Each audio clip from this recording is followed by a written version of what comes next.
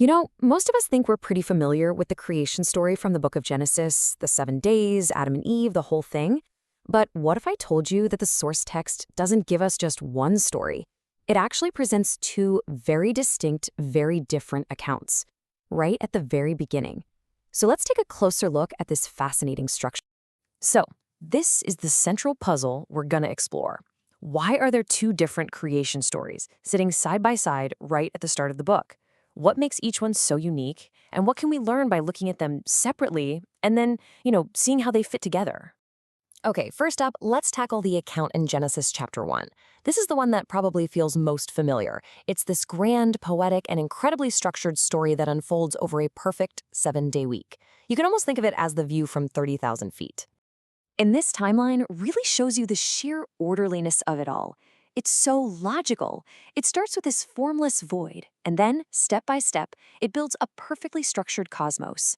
First, you get the environment, light, sky, land, and only then is it populated, with humanity as the grand finale on day 6. Now, what's really interesting here is the method of creation. It's powerful, it's consistent, it's all done by divine command. The phrase, "and God said," just echoes again and again. The Creator speaks, and boom, reality happens. It's creation by pure will. And when we get to humanity, the language is just as majestic. Here, man and woman are created together at the same time as the absolute pinnacle of the 6th day. They are the final piece of this huge cosmic puzzle made in the divine image. So what's their role in all this? Well, it's a big one. They're told to have dominion. This is a royal charge, a massive task of stewardship and rule over the entire planet and everything on it. That is a truly cosmic-scale job description right there. All right, now let's switch gears. We're moving to the second account, which picks up right after the first one ends. And the shift in tone and perspective is just dramatic. We zoom in from that cosmic blueprint to a much more intimate, hands-on story set in a very specific place, a garden. The way man is created here could not be more different. Instead of a distant divine command, the Creator is more like a sculptor, physically forming the man from the dust of the ground, and then personally breathing life into him. It's an incredibly physical, up-close, and personal act. And get this, the sequence of events is totally flipped on its head. This is a huge departure from the first story. Here, the world is dry and empty, and the man is created first, before the plants, before the animals. The garden is then planted specifically for him. The world is literally built around humanity. This second story also introduces, a problem, a narrative tension that needs to be solved. The Creator looks at the man's solitude and actually declares it not good. This sets the stage for everything that comes next, which is all about solving this problem of loneliness.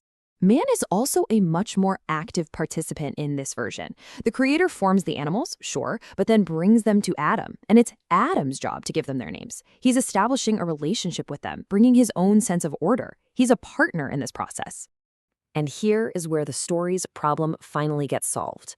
After it's clear none of the animals are a suitable partner, the woman is created directly from the man himself. This isn't just another act of creation. It's the climax of the story. It's the birth of the first human community. Okay, so we've looked at both stories individually. Now let's put them right next to each other to really see the differences. This is where the two distinct voices become crystal clear. This table just lays it all out, doesn't it? I mean, look at the order of creation. It's completely different. Look at how the Creator acts, speaking from on high versus forming with hands. And the origin of humanity, together in one go versus one after the other. Even the starting conditions of the planet are different. These are not just slightly different versions. They are two fundamentally different narratives. And this, right here, perfectly sums up the difference in scope. In the first account, humanity's purpose is huge and royal, have dominion over the entire world. In the second, it's local and personal. Take care of this one garden. One is a king, the other is a garden. So, that brings us to the big question. Why have both? Why not just pick one and avoid the confusion? The fact that both stories are preserved, back to back, suggests that each one offers a valuable and necessary perspective on the world and our place in it. And what we start to see is that they're not really contradictory so much as they are complementary. They're two sides of the same coin.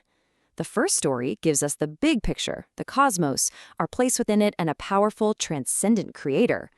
The second story zooms right in on the personal picture, relationships, community, and an intimate creator who gets their hands dirty. And that leaves us with a final thought to chew on. Instead of giving us a single, flat narrative, the text begins with this rich, complex depth. It tells us from the very first page that there's more than one way to see the world, to understand our origins, and to think about our purpose. So, what's gained? A much more complete picture, that's what. It suggests that to truly understand our place in the universe, we need both the cosmic view and the personal story.